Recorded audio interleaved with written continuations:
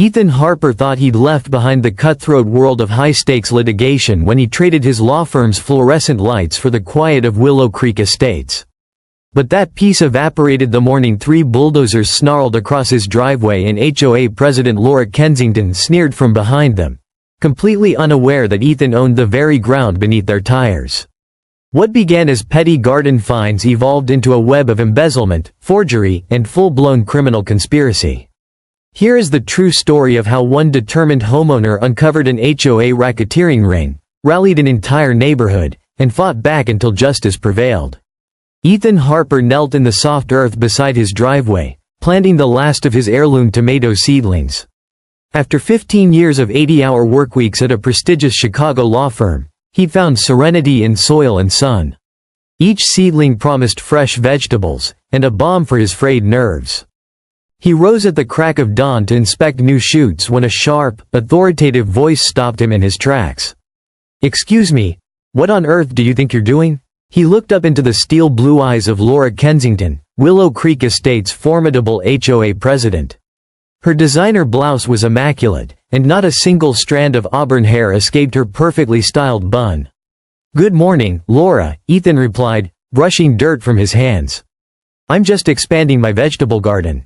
She narrowed her gaze at the neat rows of raised beds. Front lawns in Willow Creek must feature only approved landscaping, no vegetable gardens visible from the street.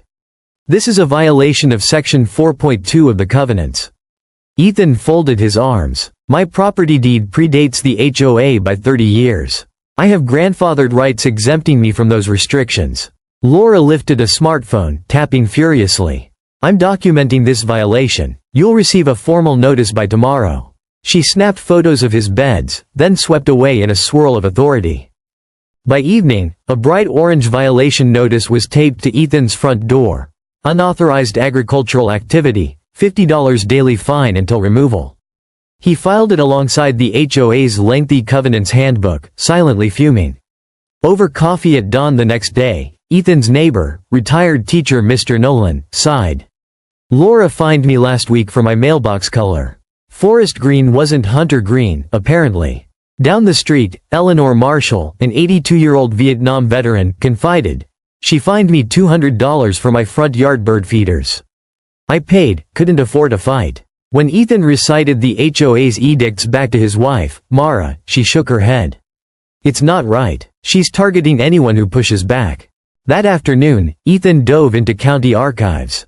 He extracted original subdivision plats from 1975 and discovered that the Harper family had retained explicit easements, all agricultural and recreational structures exempt from future covenants on lots 12 and 14. His property, Lot 14, was carved out of the original Harper homestead. No HOA covenant could lawfully override those recorded rights. He had the county clerk certify the deeds, generating a mountain of paper. But he knew legal title alone wouldn't stop 20-ton bulldozers if Kensington ordered them to clear his garden. Still, he felt emboldened. That evening, he emailed a concise summary, certified easement documents attached, to Willow Creek Estate's vice president, the HOA lawyer Christopher Reed, and the entire board.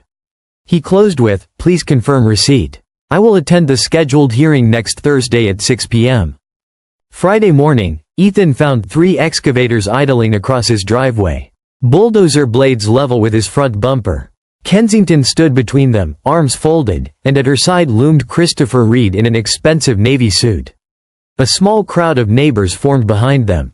"Good morning, Mr. Harper," Reed called out. "The board met last night. Your violations are deemed a public nuisance. These machines will remove the offending structures immediately." Ethan stepped onto his porch, heart pounding. "Those are my raised beds, not permanent structures. And you're on my property with no court order." Reed's smile was thin. Section 8.3 grants the board emergency removal powers. Now, Kensington glanced at her clipboard. "Do you dispute the board's authority?" Ethan dropped his shoulder bag, pulling out his phone. "I have certified easement records proving these machines are trespassing. I'm notifying the county sheriff right now." He tapped a quick text to Sheriff Diego Martinez, who'd been friendlier to neighbors than most in the department. Reed's jaw tightened, Kensington's composure faltered. The bulldozer operators glanced uneasily at one another, then shook their heads and killed their engines. Within minutes, a patrol car cruised up. Martinez emerged, badge gleaming. He studied the excavators and the documents Ethan handed him. Subdivision plats, Harper easement certificates, county clerk notes. "Mr. Harper is right," Martinez said to Reed and Kensington. "No court order authorizes removal on private easement land. I suggest you remove these machines now, or I'll cite you for trespassing and illegal property damage." As the operators backed down the driveway, Kensington's cheeks flushed. "This isn't over," she hissed. Ethan tucked his phone away. "It is over. Until you present proper court documentation, you have no right here." Word spread quickly. Neighbors emerged from their homes, murmuring support. At that moment, Ethan realized this was more than a garden dispute. It was the beginning of an exposé that would reach far beyond Willow Creek Estates. Over the weekend, Willow Creek Estates was abuzz with talk of Kensington's humiliation on Ethan's front driveway. Neighbors who had once stayed silent now waved at Ethan and offered help. Monday dawned with a flurry of phone calls. Ethan met paralegal friend Sarah Delgado at his kitchen table, where he spread the HOA covenants and deed exemptions across the surface. "Laura Kensington overstepped," Sarah said, scrolling through her tablet. "Check this. HOA bylaws require notice and a hearing before removal actions, not emergency bulldozers." Ethan nodded. "And my easement predates those bylaws. We need affidavits from neighbors about her harassment, bird feeder fines, mailbox color tickets, wheelchair ramp orders." Sarah smiled. "Consider it done." They spent the day collecting sworn statements. Eleanor Marshall recounted her feeder fine. Mr. Nolan described his mailbox ordeal. Young couple the Carpenters testified to $300 in penalties for unauthorized holiday lights. Patterns of petty abuse emerged. That afternoon, Ethan visited the Willow Creek County Clerk's office again.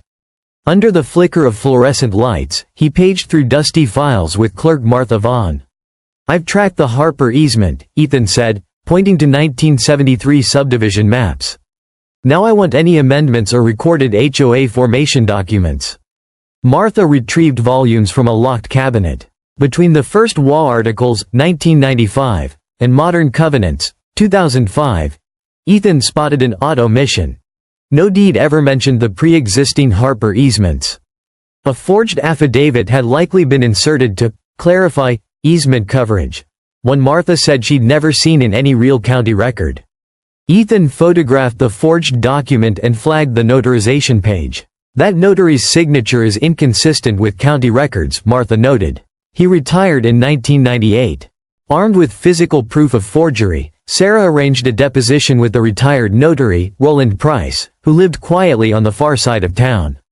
Price, stooped but sharp-eyed, admitted he'd been paid off to notarize the Kensington Amendment. He thought it was a routine HOA form. Then his house burned down, business dried up. He feared retaliation, he said, but agreed to testify.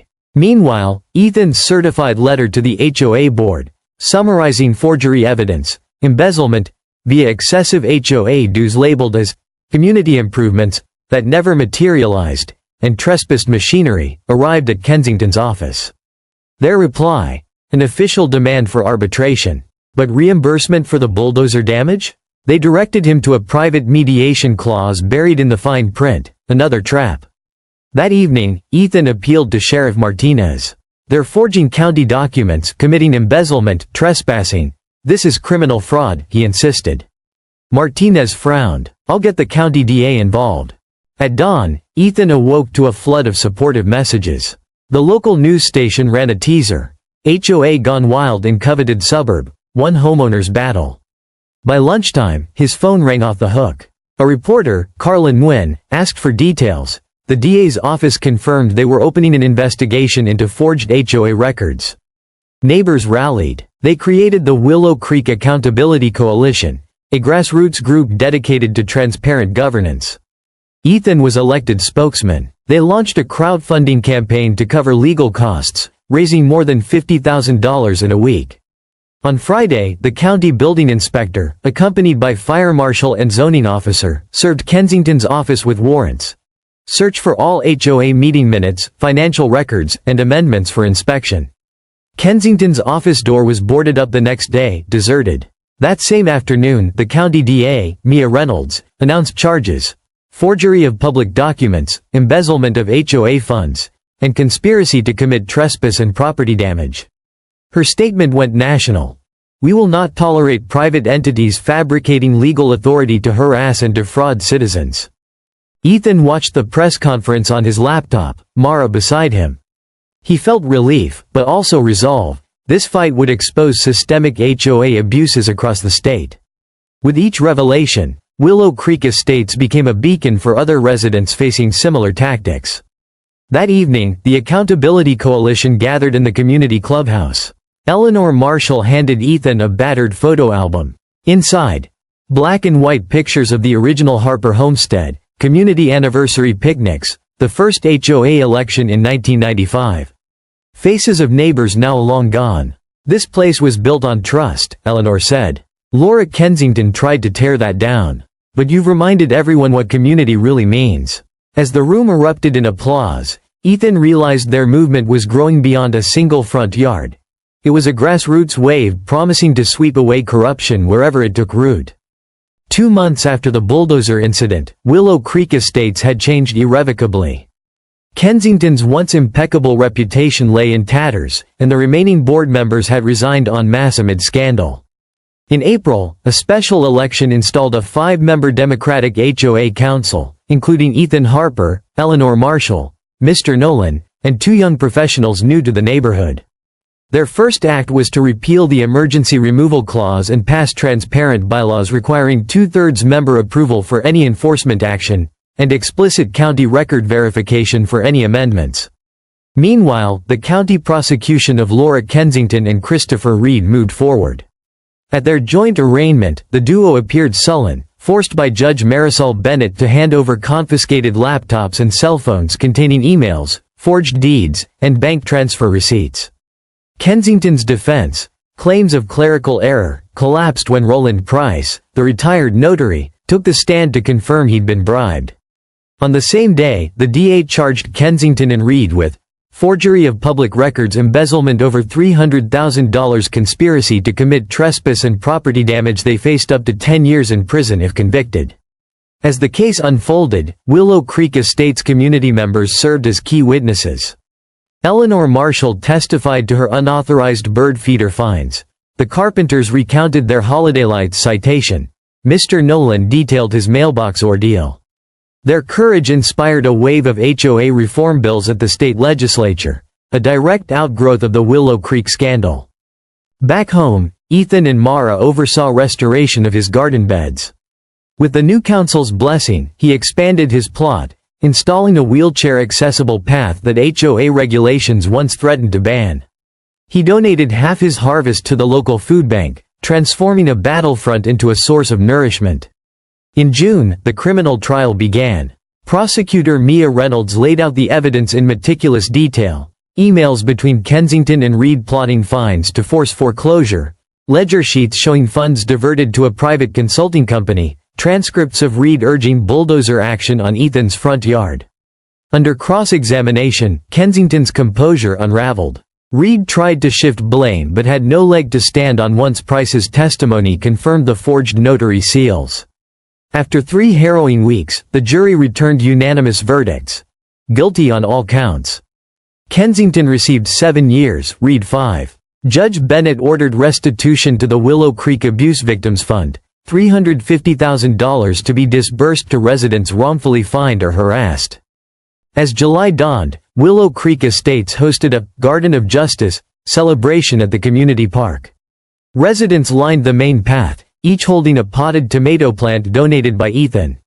At the head of the line, Eleanor Marshall wheeled herself forward, flanked by neighbors of every age, race, and background. Local musicians played a gentle folk tune as Ethan stepped to the podium. "Today we mark not just the end of one man's dispute, but the rebirth of our community spirit," he declared. "We've weathered betrayal by those we trusted. Now, we stand together, rooted in transparency, compassion, and neighborly respect." Applause rippled through the crowd. Mara hugged Ethan, tears in her eyes. Across the park, new HOA council members exchanged proud smiles. The old iron gates, which once bore Kensington's golden crest, had been replaced by handcrafted wooden archways carved with "Willow Creek Estates, home of unity. In the courthouse lobby, many of Kensington's former supporters lingered, quietly conferring with prosecutors and legislators. Their own property values had dipped during the scandal, but a shared realization dawned. A just community is built on fairness, not fear. That evening, Ethan prepared a late dinner at home. Mara served grilled vegetables from his garden, each bite a reminder of hard-won victories. On the edge of the patio, a small plaque read, "In honor of those who stood up." Beneath it, a chain-link fence, once used to imprison the tomato beds, now framed a hummingbird feeder and a butterfly garden. As fireflies danced in the twilight, Ethan reflected on the journey.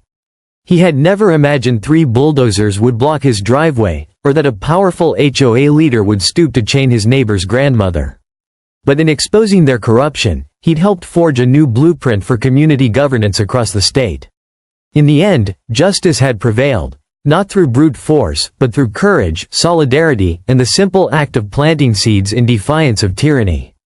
And so, under a sky bright with stars, Willow Creek Estate slept soundly at last, knowing that true power belongs not to those who rule by fear, but to those who stand together for what is right.